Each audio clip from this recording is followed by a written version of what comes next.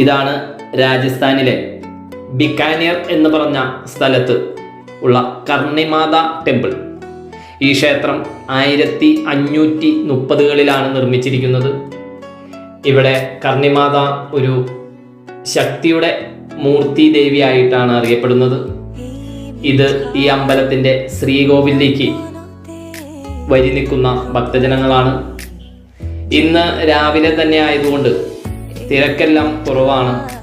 ശ്രീകോവിലിന് അടുത്ത് തന്നെ നിന്ന് ഭക്തർക്ക് തൊഴാനുള്ള സാഹചര്യങ്ങളൊക്കെ കിട്ടുന്നുണ്ട്.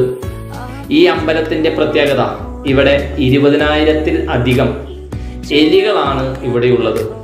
ഈ എലികൾക്ക് വേണ്ടി, ഈ കാണുന്ന എലികൾക്ക് ധാരാളം ധാന്യങ്ങളും പാലും മറ്റും ഇവിടെ എത്തുന്ന ഭക്തജനങ്ങൾ വഴിപാടായി കൊടുക്കുന്നു. അമ്പലത്തിലൂടെ നടക്കുമ്പോൾ ശ്രദ്ധിക്കണം, ചവിട്ടേറ്റ് എലികൾ ചാവാൻ പാടില്ല. അങ്ങനെ ചത്താൽ വെള്ളിയിലോ സ്വർണത്തിലുള്ള രൂപങ്ങൾ ഇവിടെ വഴിപാടായി നൽകേണ്ടി വരും. വ്യത്യസ്തമായ ആചാരങ്ങൾ. ഇതാണ് ഇന്ത്യ, വൈവിധ്യങ്ങളുടെ നാട്.